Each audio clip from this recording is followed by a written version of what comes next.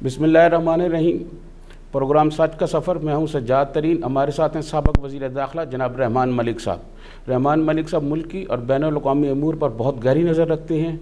आज हम इनसे पूछेंगे कि दुनिया में जो तब्दीलियाँ हो रही हैं और पाकिस्तान में जो तब्दीलियाँ हो रही हैं, इनके असरात क्या पड़ेंगे। जी मलिक साहब, बहुत शुक्रिया आपका, आपने टाइम दिया हमें। मलिक साहब, मैं आपसे ये पूछना चाहता हूँ कि मकबूजा कश्मीर में 5 अगस्त को मोदी ने जो 2 आर्टिकल ख़त्म किए और उसके बाद एक लॉकडाउन का सिलसिला शुरू किया और कश्मीरियों को बंद किया और जुल्म किया, उसके बारे में आप क्या कहते हैं? और पाकिस्तान को कश्मीरियों की, मकबूजा कश्मीर के जो मुसलमान हैं, उनकी मुश्किलात कम करने के लिए क्या हिकमत अमली अपनानी चाहिए? बिस्मिल्लाहिर्रहमानिर्रहीम। आपको, मेरे सारे सुनने वाले बहन भाइयों को सलाम। आपने सफ़र की बात की और सच के सफ़र की बात की है। आपने एक सफ़र शुरू किया अपने प्रिंट कैरियर से, और मुझे याद है तरीन साहब, मैं जब असिस्टेंट डायरेक्टर होता था उस वक्त का मैं जानता हूँ आपको। आपने बड़ा नाम कमाया नए वक्त में भी और दूसरे अखबारों में भी और मुख्तलिफ प्रिंट मीडिया हाउसेस में। ये जो आपका सफ़र प्रिंट से इलेक्ट्रॉनिक में आया, इसको कैसा महसूस करते हैं? मैं भी एक सवाल कर लूँ।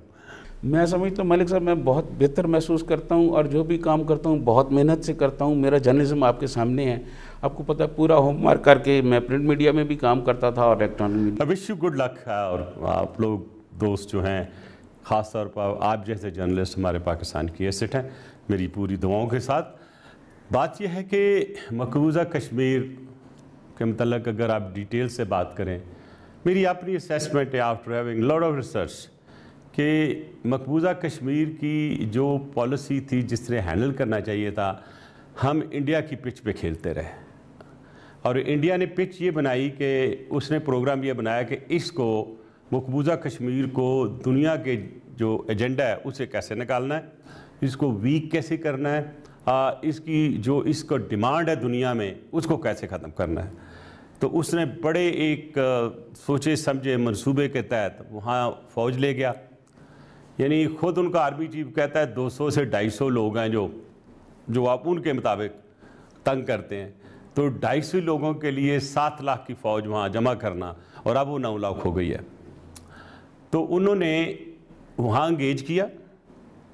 और दूसरा, उन्होंने जो अपनी कार्रवाई दी कि पाकिस्तान को इस मामले में दुनिया से आइसोलेट किया। और आपने देखा कि जब दोनों शिक्कियों ने उड़ाई, कश्मीर का स्टेटस उड़ाया, तो despite our best efforts from Pakistan, हमें मुसलमान भी हमारी मदद को नहीं आए, दुनिया भी नहीं आई। और उसके बाद आपने देखा होगा कि इंडिया ने वॉर ऑफ प्रॉक्सीज शुरू कर दी। उसमें बलूचिस्तान में जो किया आपके सामने है, उसके पहले ईस्ट पाकिस्तान में जो किया उन्होंने बांग्लादेश बनाया, वो भी आपके सामने है। और कोई दिन खाली नहीं होता LOC पे जब वो अटैक नहीं करते। तो उसका मतलब यह है कि उन्होंने अपने हिसाब से पाकिस्तान की आवाज़ को, मकबूजा कश्मीर के लोगों की आवाज़ को दबाने की कोशिश की। आई एम ग्लैड कि अब फ़ौज ने भी अपना इस पर काफ़ी असरसूख इस्तेमाल किया है। और जो पॉलिसी चल रही है, ख़ास तौर पे जो बाजवा वार्ड आई थी doctrine, that was very good. उसमें यह है कि चलो हम जंग नहीं चाहते, हम मामलों का हल चाहते हैं। तो मैं ये समझता हूँ कि इस वक्त तक, अभी तक जिस अंदाज से हमें मकबूजा कश्मीर के लिए आगे बढ़ना चाहिए था वो नहीं बढ़े। और उसके लिए मैं 2 मिसालें दे देता हूँ। ये दोनों जो शिकें निकली, क्या हमने फॉर्मली कोई अजलास बुलाने की कोशिश की UN का? नो। तकरीरों से ना मामले हल होते हैं, ना तकरीरों से आपके फ़ैसले जो आप करते हैं या करवाना चाहते हैं वो दुनिया नहीं मानती। आप हमेशा एक्शन की तरफ जाते हैं। और मैंने बड़ी रिसर्च के बाद जब ये एक पेपर बनाया जिसमें मैंने कहा कि we should go to International Court of Justice, क्योंकि Modi is a war criminal, इससे पहले भी जो उन्होंने काम किए हैं उसमें हमें इनके ख़िलाफ़ जाना चाहिए और ICJ में जाना चाहिए। और इवन जो दूसरा हमारा है इंटरनेशनल क्रिमिनल कोर्ट, उसमें भी जाना चाहिए।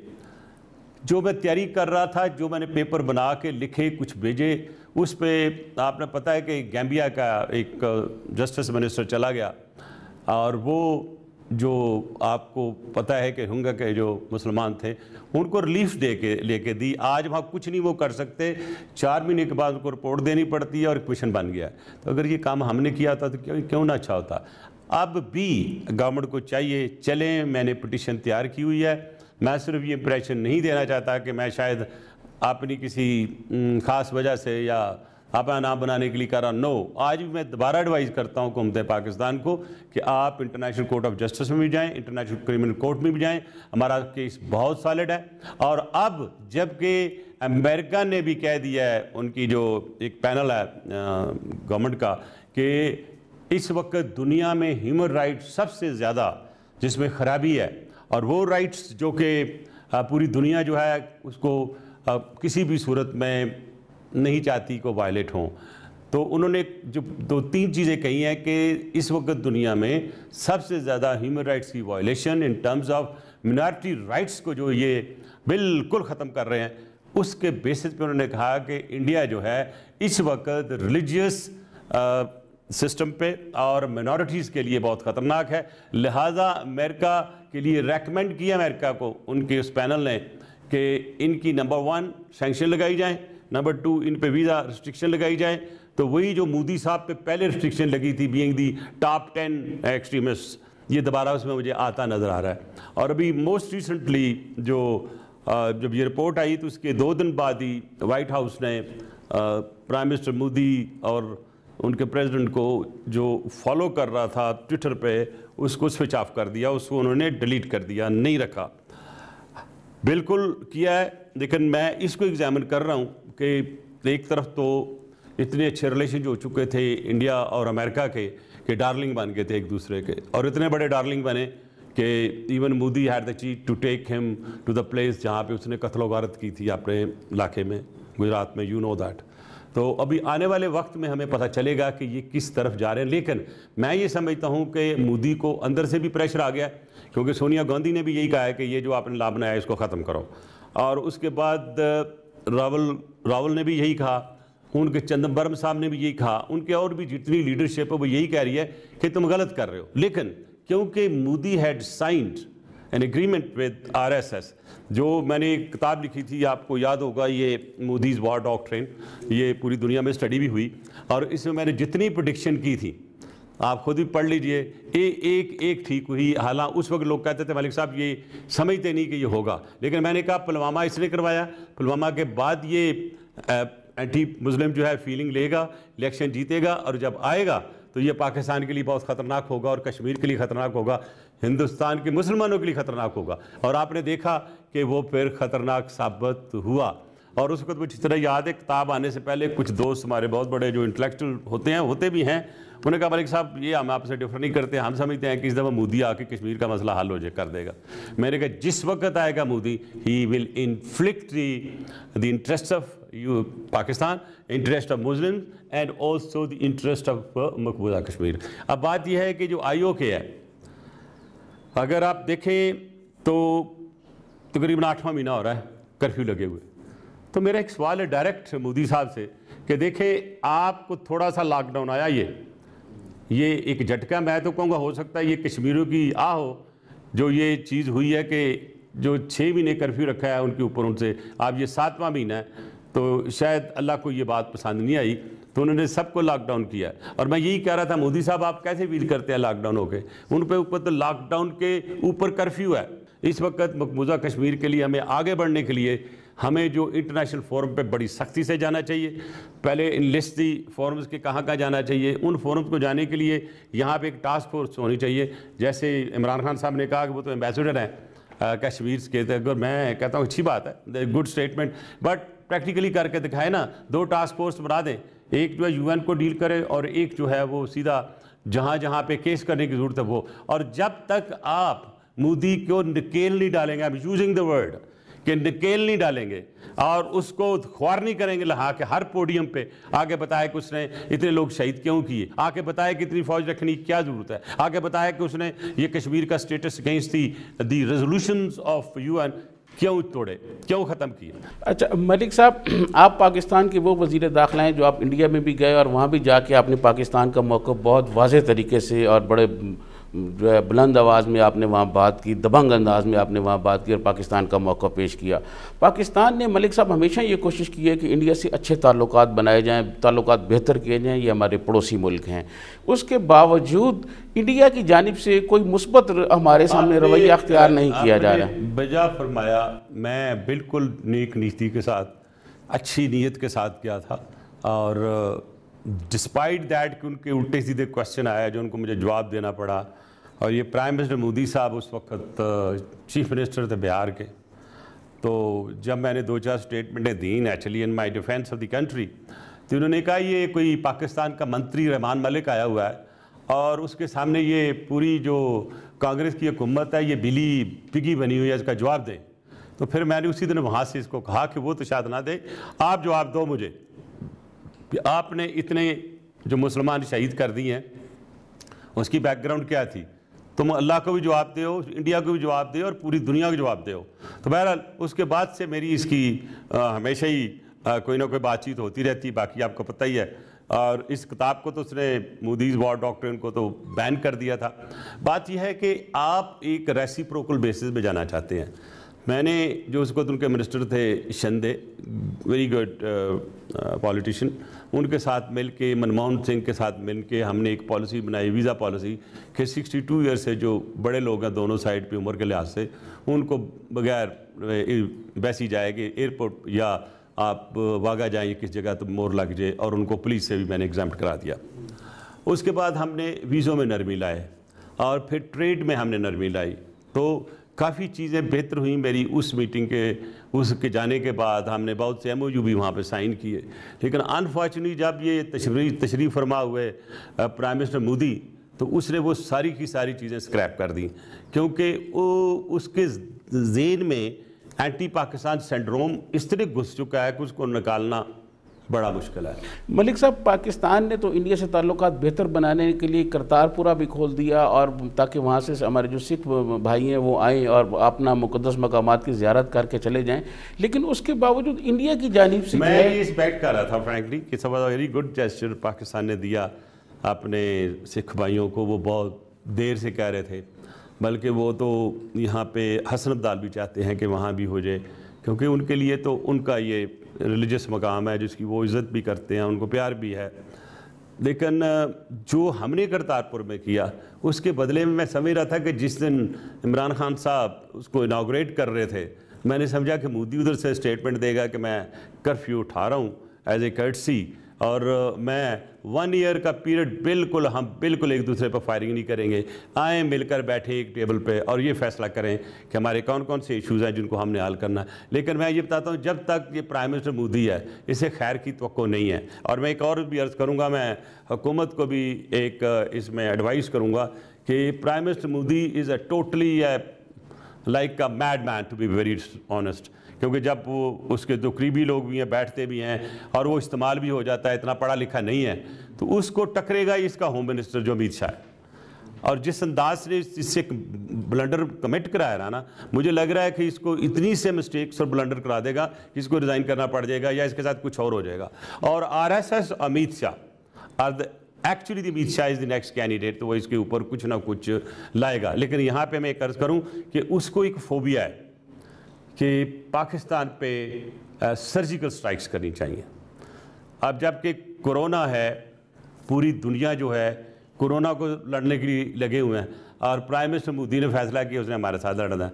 वो इस वक्त तक 800 हम पे अटैक कर चुका है LOCs पे, और इसलिए इस पे किसी किस्म का भरोसा नहीं करना चाहिए, because we are nuclear state. मैं फॉर्मर इंटीरियर मिनिस्टर भी हूँ और NCA का मेंबर भी रह चुका हूँ, इसलिए मैं बिल्कुल हुकूमत को कहूँगा, और ख़ास तौर पे जो इदारे हैं हमारे सिक्योरिटी के, को अपने प्रोग्राम पे ख़ास नज़र रखें, क्योंकि मोदी से आप कुछ भी एक्सपेक्ट कर सकते हैं। दो, वो जुर्रत नहीं करेगा, उसको पता है कि हम टैक्टिकली भी, प्रैक्टिकली भी, ability wise, capability wise, capacity wise आप इंशाल्लाह का फजल से बड़े सेल्फ सफिशेंट हैं, and we can respond him and respond be fitting response. जो आर्मी चीफ जनरल बाजवा साहब ने कहा है, मैं बिल्कुल उसको इंडोर्स करता हूँ कि हमारे पास इसको कैपेबिलिटी उसको लड़ने के लिए इंडिया को बहुत ज़बरदस्त है। और खुदा न खास्ता अगर न्यूक्लियर स्टेट हम ना होते तो अभी तक खा गया होता। ईस्ट पाकिस्तान क्यों खा गया, क्यों ले गया? क्योंकि उस वक्त हमारी कमज़ोरी थी डिफेंस की। आज डिफेंस के लिहाज से हम बहुत स्ट्रांग हैं। और मैं बड़ा वाज़ेह मैसेज दूंगा प्राइम मिनिस्टर मोदी को कि please be careful, I don't do anything stupid because you are used to doing stupid things. और ये सिर्फ अगर कोई चीज़ शुरू हुई थी, ये पूरा रीजन, पूरी दुनिया including you will not remain safe. तो लिहाजा मुझे उम्मीद है कि थोड़ा अकल से काम लेगा और बैठे टेबल पे आके, और टेबल बैठ के आके जितने हमारे हैं इश्यूज उनको ऑब्जेक्टिवली देखें और ऑब्जेक्टिवली उनको रिजॉल्व करें। मलिक साहब, क्या जनूबी एशिया में मोदी को ये ख़तरा समझा जा सकता है कि जनूबी एशिया के अमन के लिए मोदी जो है वही ख़तरा है? देखिए, अगर आप देखें मोदी की फ़िलासफ़ी देखें, मोदी की फ़िलासफ़ी है आरएसएस फ़िलासफ़ी। और आरएसएस फ़िलासफ़ी जो है वो है कि इंडिया में कोई मुसलमान नहीं होना चाहिए, और हिंदुत्व आपको पता है उनका पूरा है। और एक और मैंने उनकी रिपोर्ट पढ़ी थी सुब्रमण्यम के वक़्त, और उसके बाद एंडोस हुई, डेवलप हुई, उसको उन्होंने आगे लेके गए। उन्होंने कहा कि जी असल में तो सिर्फ मुसलमानों का खात्मा इंडिया में नहीं करना चाहिए, हम तो पाकिस्तान में भी करना चाहते हैं। और ये हिंदुत्व है, ये असल में ईरान तक जाना चाहिए। वो तो पूरी साउथ एशिया में हिंदुत्व को एक्चुअली प्रीच करके लाना चाहते हैं। और आपने देखा है कि उनके आरएसएस के प्लस उनकी जो बीजेपी के इतने सीनियर लीडर जो बयान देते हैं कि जो 235 तक एक मुसलमान यहाँ नहीं रहेगा। एक ने तो यह कह दिया कि 2021 के आखिर में एक मुसलमान नज़र नहीं आएगा। तो आप उनकी इतनी लीथल स्टेटमेंट्स और स्टूपिड स्टेटमेंट्स दुनिया की जो पॉलिसी उसके अगेंस्ट देते हैं। और मेरा इन स्टेटमेंटों ने, इनके प्रैक्टिकल काम जो उन्होंने किया, जो एंटी मुस्लिम लॉ लेके आए, उसकी वजह से आज ना सिर्फ अमेरिका बल्कि वेस्ट के सारे कंट्रीज़, सारी असम्बलियों में इसके खिलाफ एक बिल्कुल अच्छा खासा शोर उठा है। और फिर भी मोदी की समझ में नहीं आया, सिर्फ उसने थोड़ा सस्पेंड किया है। और अभी जिस अंदाज से वो मुसलमानों को उन्होंने तबाह किया है, फिर ये एक इल्ज़ाम लगाना कि कोरोना तो मुसलमान लेके आए हैं और कोरोना मुसलमान बढ़ा रहे हैं, उस पर जब इनको जूते पड़े दुनिया से तो फिर थोड़े सीधे हुए। और कल मैं देख रहा था इंडिया का एक प्रोग्राम, पाकिस्तान में ही उसकी क्लिप्स आ रहे थे, तो उसमें वो जो हमारे तबलीग दोस्त हैं मुसलमान, उनको उन्होंने मारा पीटा भी, उनको टोटल आइसोलेशन में डाल दिया। तो जब वो ठीक हो के कुछ निकले, उन्होंने अपना प्लाज्मा दिया। उन्होंने कहा जी हम चाहते हैं हम हिंदू भाई और मुसलमान भाई हमारे प्लाज्मा से फ़ायदा उठा लें। ये है मुसलमानों का किरदार। और उधर किरदार ये है कि जहाँ मुसलमान नजर आ उसको जान से मारो। आपने देखा है, बहुत सी आपने फुटेज देखी होगी। तो मेरी अपील होगी पूरे हिंदुस्तान के बहन भाइयों से, इस बंदे को संभाला दो, वरना ये इशू सिर्फ कश्मीर का नहीं रहेगा।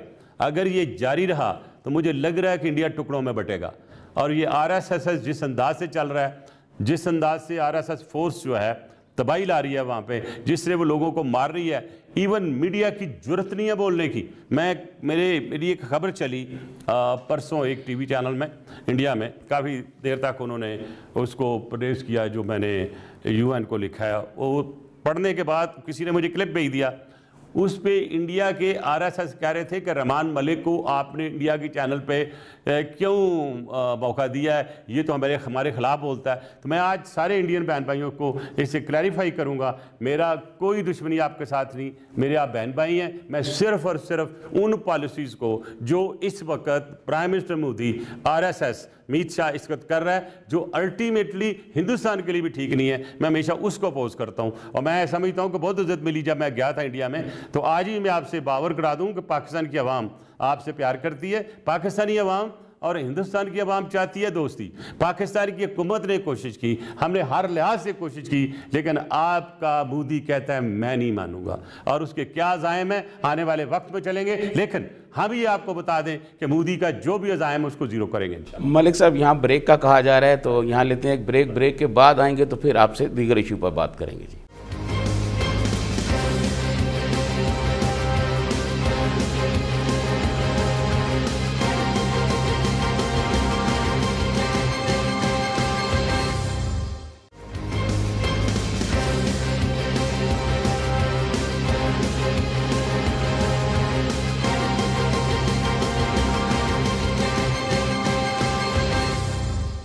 Welcome back. हमारे साथ मौजूद हैं साबिक़ वज़ीर दाखिला जनाब रहमान मलिक साहब। मलिक साहब, इस वक्त एक मसला कश्मीर है, एक फ़लस्तीन का मसला है, ईरान पर पाबंदियाँ हैं, ऊपर से कोरोना है, तो इस सूरत हाल में जो उम्मा है और जो उम्मा के ममालिक हैं पूरे, उनको आप क्या मशवरा देंगे, वो क्या रोल करें ताकि मुश्किलात कम हों? जो एक चीज़ सामने दुनिया की आती है, वक्त के साथ आती है। सऊदी अरेबिया में गए थे डोनाल्ड ट्रंप साहब, और उधर जाके इन्होंने सऊदी अरेबिया की और कतर की लड़ाई करा दी। मैं उस डिटेल में नहीं जाना चाहता, मुझे पूरी तफसील का पता क्यों हुई।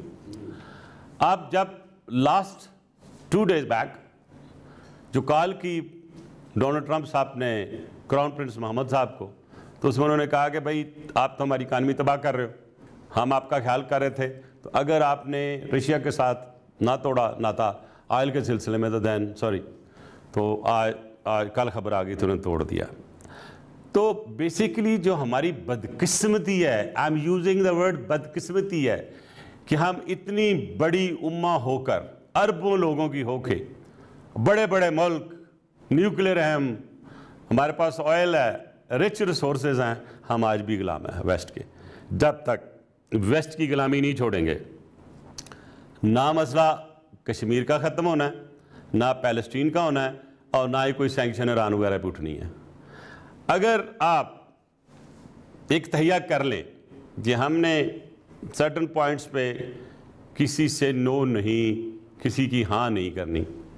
मुझे याद है कि पुराने जो क्राउन प्रिंस थे, प्रिंस मोहम्मद बिन नाइफ और किंग अब्दुल्ला, तो उन्होंने मुझे कहा कि हम एक पेपर बना दें कि दुनिया में हम ये जो मुसलमानों के सिलसिले में चला, इसको इतनी सारी इश्यूज़ हो जाते हैं, कैसे हैंडल करें।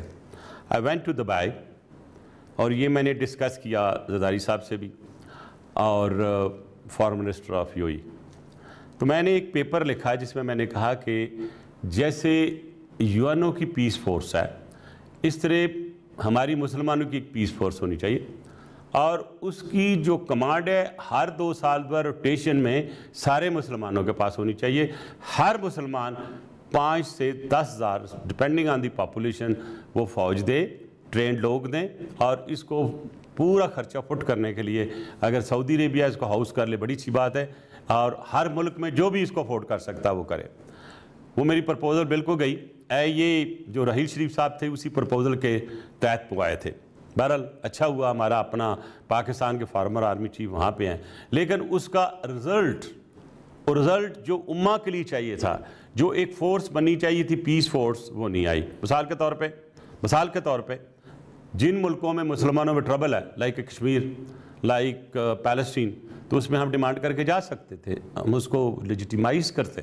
तो मैं ये समझता हूँ कि आने वाले वक्त में जो मुसलमानों का किरदार है बहुत इंपॉर्टेंट है। लिहाजा मैं अपील करूँगा अमेरिका से भी, पूरी दुनिया से, कि जहाँ जहाँ आपने सैंक्शंस लगाई हैं वो उठा लें। कोरोना दुनिया में एक नेचुरल सैंक्शन आ गई है, उस सैंक्शन के बाद मेरा कोई भी सैंक्शन होगी तो वो वहाँ की आवाम को कुचलने के लिए होगी। मलिक साहब, मैं कोरोना पे आता हूँ, लेकिन ये सवाल आपने जो फोर्स का कहा कि एक उन्होंने बनाई जिसके रहील शरीफ साहब जो हैं सरबराह भी हैं, लेकिन सऊदी अरब तो एक कोरोना है, ऊपर से रमज़ान है, वो मुसलमान मुल्क यमन पे उन्होंने हमले अभी भी जारी किए हुए हैं, तो ये तो मुसलमान आपस में ही जो है ये बड़ा लंबा एक इशू है जो इस वक्त मिडिल ईस्ट में क्रिएट हुआ। और जब ये क्रिएट हुआ वो सदाम के वक़्त हुआ, और वो एक वेस्ट की पॉलिसी थी पूरी मुस्लिम उम्मा को डिवाइड करने के लिए। और मुझे अच्छी तरह याद है कि ये मैटर मोहतरमा ने मुझे कहा कि मुझे मैसेज आया है सदाम हुसैन साहब से कि मेरे पास कोई मैस डिस्ट्रक्शन के आर्म्स नहीं हैं, तो मैं दिखाने के लिए तैयार हूँ। तो मुझे उन्होंने कहा कि आप बात कर लें, तो I did talk to some Americans as per her direction. और वो जो उस वक्त इराक़ के एम्बेसडर होते थे यूएई से भी मैंने मिला, और ये बिल्कुल कन्फर्म दिया उनको कि वो कहते हैं आ जाएं, हमारे पास कोई ऐसी चीज़ नहीं है, हम पूरी साइट खोलने और दिखाने के लिए तैयार हैं। तो क्या था अमेरिकन का जवाब कि please convey to madam it's too late, we have already decided to come in. तो दैट मीन्स कि वो मैस डिस्ट्रक्शन के आर्म्स होते या ना होते, उन्होंने ये फैसला कर लिया था वहाँ आके जंग करनी है। पहले कुवैत और इराक़ की कराई, फिर इराक़ को जिस अंदाज से टुकड़े किए, जिस अंदाज से उनकी फ़ौज ख़त्म की, जिस अंदाज से आईएसआईएस वहाँ से प्रोड्यूस की, जैसे दैश आई, जो उन्होंने कुछ किया आपके सामने है। तो मैं यही दोबारा कहूँगा, जब हम अपना घर देख के अपने घर को नहीं संभाल सकते और किसी को खिड़की से आने की इजाज़त नहीं देंगे, तो यहाँ खिड़की छोड़े दरवाजे से इजाज़त देते हैं। तो आई एम सॉरी, जब तक ये मुस्लिम उम्मा बैठकर एक फ़ैसला नहीं करेगी, और शायद जब तक जो वर्ल्ड पावर्स हैं वो ये रियलाइज़ ना कर लें कि इन बेचारे छोटी कौमों को, ये छोटे मुल्कों को, ये जो विद लो वॉइस पीपल, इनको भी रहने का हक़ है, जिसमें कश्मीर भी है, पैलेस्टीन भी है, और दूसरे वो मुल्क जो इस वक्त सफ़र कर रहे हैं। मलिक साहब, आपने बहुत डिटेल से ये बात की, कोरोना पे आप आते हैं। कोरोना पे आपने बहुत काम किया, आपने यूएन सेक्रेटरी जनरल को भी ख़त लिखा, आपने बिल गेट को भी लिखा, आपने बुक्स भी लिखी। अब जब दुनिया में कोरोना फैला और दुनिया ने, हमारे सामने बहुत सारे मुल्कों ने मुख्तलिफ इक़दाम भी किए, चाइना ने किए, फिर जिन जिन ममालिक में गया वहाँ आपने देखा। हमारे यहाँ कोई गालिबन 26 फरवरी को शायद ये कोई पहला केस आया था। आज तक हुकूमत ने जो इक़दाम किए हैं, आप उनसे मुतमईन हैं? और क्या ये कोरोना कोई साजिश है, इस पर भी ज़रा देखिए, सबसे पहले तो मैं एक चीज़ कर्ज करूँगा कि corona is a sudden hammer on the world. और ये जो खबर कहते हैं ना कि ये नवंबर में शुरू हुआ था, ना, ये सितंबर में एक रिपोर्ट है डॉक्टर की जिसने कोरोना पॉजिटिव टेस्ट किया था हुनुलुलु से, अमेरिका की एक स्टेट है, वहाँ से आए थे जो आपके टूरिस्ट थे। तो ये उससे पहले का ये, इसलिए मैंने लेटर लिखा यूएन के सेक्रेटरी जनरल को कि विदाउट ब्लेमिंग एनीबॉडी, वर्ल्ड का एक बहुत बड़ा सवाल है, और सवाल ये है कि क्या ये वायरस मैन मेड है या ये नेचुरल है। लिहाजा आप एक high powered UN commission appoint करें और इसकी इन्वेस्टिगेशन करें, ये जो कि आपके पास पावर है। और ये मैंने अपने पास से नहीं कहा, there is bio warfare convention 1975, उसके सेक्शन 3 और 4 को मैंने इन्वोक किया कि इस सेक्शन के तहत आप इन्वेस्टिगेशन कराएं। जब ये बायो वारफेयर का कन्वेंशन बना तो उस वक्त जो यूएन के पास रिपोर्ट थी कि there are certain developments of bio warfare.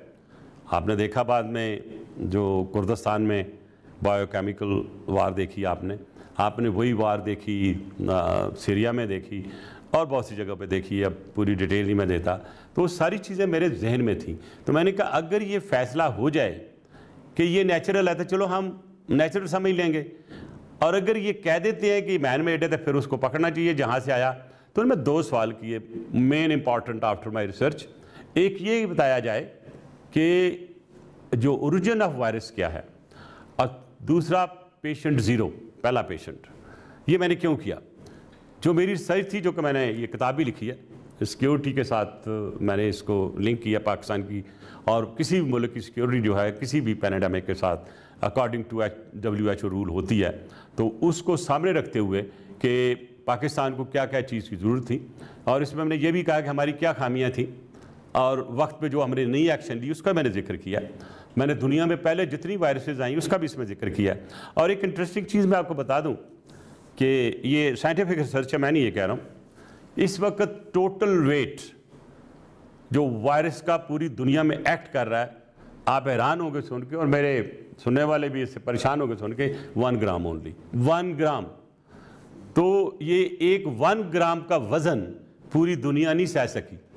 जब नेचर ने एक्ट किया या जैसे भी ये सेंड हुई, 1 ग्राम का वज़न हम नहीं ले सकते। अब 1 ग्राम में से जब ये फैली तो इसके ट्रिलियन हिस्से 1 ग्राम के ये जाके फैलते हैं, और ट्रिलियन से भी उसकी बिल्कुल डेसिमल के तौर पे 72,000 वो जो पार्टिकल्स होते हैं वो आप पे एक्ट करते हैं।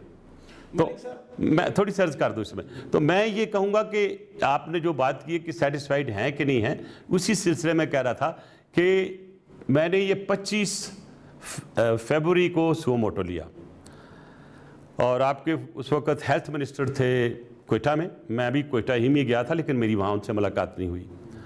मैं वहाँ पे पाकिस्तान के स्टाफ कॉलेज जो हैं, कमांडर स्टाफ कॉलेज, इसमें मेरा एक एड्रेस था, वो करके निकला। तो मैं चीफ मिनिस्टर ने मुझे मैसेज दिया कि वो मुझे मिलना चाहते हैं, तो मैं उनके पास चाय के लिए चला गया। उनकी बातों से मुझे साबित हुआ कि बलूचिस्तान में कोरोना आ गया। हाशा वकल्ला मुझे उन्होंने कहा, उनके 7-8 मिनिस्टर भी बैठे हुए थे, बड़ी डिटेल से इनफॉर्मल डिस्कशन थी। तो मैंने फिर वहीं से शाम को जहाज़ लिया, और गालबन उससे पहले ही मैंने फ़ोन किया इनको, आपके जो हेल्थ मिनिस्टर है, मैंने कहा जी बलूचिस्तान में सिचुएशन ख़राब है और यहाँ कोरोना आ गया। कहते नहीं अभी नहीं आया सर, मैंने कहा अगर आप नहीं बोलेंगे मिनिस्टर साहब तो मैं कल अनाउंस कर रहा हूँ जो मेरे पास इन्फॉर्मेशन है। बहरहाल he is a very mild and good person frankly speaking, Rana साहब। तो उन्होंने फिर दूसरे दिन 2 बंदों का अनाउंस किया, लेकिन अनाउंस करने से पहले इनफैक्ट मैंने 26 को नोटिस इशू किया, 27 को मीटिंग की और 37 पॉइंट का एक नेशनल एक्शन प्लान दिया, जिस पे मैंने ये नेशनल एक्शन प्लान अभी भी और फ्यूचर के लिए भी एक गाइडलाइंस है, जिसमें मैंने बड़ा कैटेगोरिकली कहा कि देखें आपको लोगों को टेस्ट करना पड़ेगा। आप देखें, आप भी मैथमेटिक्स जानते अच्छी तरह से, 1.5 लाख बंदा टेस्ट हुआ अभी, उसमें से 16,000 बंदे जो हैं वो निकले हैं कोरोना के पेशेंट। तो इसका मतलब यह है कि आपने जो पॉपुलेशन, वो जो सैंपल है उसमें से आपके 16,000 निकल गए हैं 1.5 लाख में से। तो अगर आप 5 करोड़ टेस्ट करेंगे तो आपके पास कितने होंगे? मैं डरा नहीं रहा हूं किसी को, मैं सिर्फ एक जो फैक्चुअल सिचुएशन है दुनिया की वो बता रहा हूं। अगर एक पेशेंट किसी इलाके में होता है तो इसका मतलब 28 पेशेंट ऑलरेडी जनरेट हो चुके हैं। तो सॉरी टू से, अगर आप इन 16,000 को भी 30 से डिवाइड कर दें, मल्टीप्लाई कर दें, तो ये 4-4.5 लाख तक जाता है। मेरे हिसाब से अभी ये बड़ा ज़रूरी है कि पेशेंट की तादाद जो है वो अंडर फेड है, हमने गलत बता रहे हैं, और ठीक है जो इनकी स्टडी है उसके मुताबिक बता रहे हैं। लेकिन मेरा एक सवाल भी है और मेरी एक अपील भी है, गरीब मजदूर, गरीब किसान, गरीब बंदा 8,000 का टेस्ट नहीं करा सकता। कल वीडियो मेरे पास एक भेजी है जो कि मैंने उसका सुओ मोटो ले लिया है कि तकरीबन कोई 50 लोग एक बड़े से हाल में बंद हैं। वो कहते हैं हम कितने दिनों से यहाँ पे हुए हैं लेकिन हमारा कोई टेस्ट नहीं होता। जिन लोगों के पास पैसे हैं वो कुछ चुगताई सेंटर है कि पता नहीं कौन सा सेंटर है, वो जाते हैं टेस्ट लेके चले जाते हैं। तो मेरी अपील होगी हुकूमत से कि आप टेस्ट आम पब्लिक के लिए फ्री करें। जो टेस्ट करवाना चाहता है उसे 8,000 नहीं देना चाहिए। दिस इज स्टेट जो मदर होती है, कौम की मदर होती है। आज आपके बच्चों को अगर कोरोना है और किसी के 8 बच्चे हैं, उनको वो टेस्ट कराना चाहता है तो कहां से लाएगा 70,000 रुपया? इसलिए मेरी अपील जो है, I give it to direct to the prime minister of Pakistan, minister of health and all those who are dealing, please make corona test free for every Pakistani. Whenever he approaches for a test, they should actually do it. और इन्होंने कहा भी कि अगर private को देंगे तो फिर उसको हम थोड़ी सब्सिडी दे देंगे, हम उनको फुट कर देंगे उसका बिल। नथिंग। मेरी आज अभी तक when I'm talking to you, तरीन साहब, कोई किसी किस्म का फ्री टेस्ट नहीं है। तो आप कौन सी फिगर की बात कर रहे हैं? आई एम सॉरी, आपको ये करना पड़ेगा। और एक चीज़ और बता दूं, ये जो महीना है ये बहुत डेंजरस है, क्योंकि आप ये मत भूलें तरीन साहब कि आपको कोरोना इसलिए बढ़ेगा कि आपके पाकिस्तानी हर मुल्क में हैं और ये दिसंबर से नवंबर से आना शुरू हो गया था। हमने कोई एहतियात नहीं की थी, पता भी नहीं था। जब पता चला उस वक्त भी 7,500 बंदा ईरान से अंदर दाखिल हो गया, हमने उनको नहीं रोका। इसके अलावा रोज़ लोग आ रहे थे, उनकी प्रॉपर चेकिंग नहीं हो रही थी। मैंने नहीं कहा कि आर्मी मेडिकल कोर को दो कि हर आने वाला बंदा टेस्ट हो सके। आज भी आप देखें, परसों सऊदी अरेबिया से फ्लाइट आई है, उसमें 69 पॉजिटिव थे। दुबई से आए, उसमें लोग पॉजिटिव हैं। तो क्या उस वक्त जो फ्लाइटें आ रही थी कोई पता नहीं कितने लोग आए? तो लिहाजा मेरा एक और इनको सजेशन होगी कि जो ओवरसीज़ पाकिस्तानी का रिकॉर्ड अवेलेबल है, जो इन 3 महीनों में आए उनके हर विलेज में जाएं, उनको टेस्ट करें, क्योंकि कोई ना कोई तो तरीका उनको अपनाना पड़ेगा जिससे ये एस्टिमेट कर सकें कि पाकिस्तान में टोटल कोरोना के पेशेंट कितने हैं। खुदा ना करे अगर ये सर्च इस पीक पे गई, उसका ग्राफ बहुत ऊपर गया, तो फिर ना हुकूमत संभाल सकेगी और फिर कोई ये लॉ एंड ऑर्डर का सिचुएशन हो जाएगी। मलिक साहब, बहुत खूबसूरत आपने इस पर गुफ्तगू की, कोरोना पर काफ़ी डिटेल से आपने बात की। मैं अब ज़रा कोरोना से हट के बात करता हूँ। मलिक साहब, आपको पाकिस्तान में धरना हटाने का मास्टर समझा जाता है, आपको बड़े बड़े धरनों का सामना करना पड़ा, और फिर जो इमरान खान वाला धरना था उसमें आपने एक जरगा भी बनाया जिसमें सिराजुल हक साहब भी थे। तो ये ज़रा आप बताएंगे कि आपके पास क्या टेक्निक थी कि आप बड़े बड़े धरनों से पुरअमन तरीके से बात करके, और वो जो बहुत बड़ी तादाद में लोग होते थे उनको आप वापस कर देते थे? सबसे पहले तो मैं कहूँगा कि पाकिस्तान में धरने होनी नहीं चाहिए। पाकिस्तान की मैशत बहुत बुरी हद तक गिरी हुई है, क्योंकि आपको पता है कि FIA भी मेरा, आपने मुझे देखा, मेरा एक काफ़ी उम्र हो गई है, 45 ईयर्स ऑफ एक्सपीरियंस। तो मैंने पहला धरना था हमारा, आपको पता, बहुत बड़ा, लाखों लोग थे, PTM उनके पैट के, बड़े अच्छे तरीके से। बहरहाल वो कुछ एडमिनिस्ट्रेटिव टेक्निक्स होती हैं, कुछ फियर टेक्नोलॉजी होती है, कुछ इंटेलिजेंस गैदरिंग होती है, उसको सबको मिला के देखना होता है कि where is the weak point where I have to hit. तो I did choose those weak points और अल्लाह ने मेरी मदद की। जो धरना इमरान खान साहब का था वो भी एक सेमी पॉलिटिकल था, आई शुड से।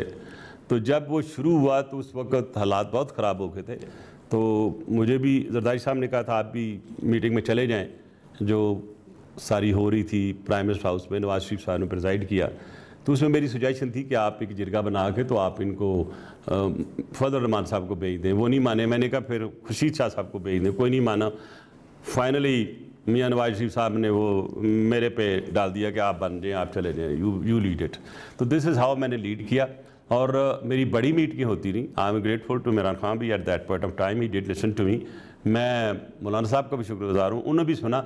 अब वो क्या बातें हमारी और उनके दरमियान में हुई और वो क्या सारी एक स्टोरी चली, ये डिज़र्व्स अ बुक। और मैंने ये फ़ैसला किया है कि इन दोनों धरनों पे मैं बताऊँ कि असल हक़ाइक़ क्या थे।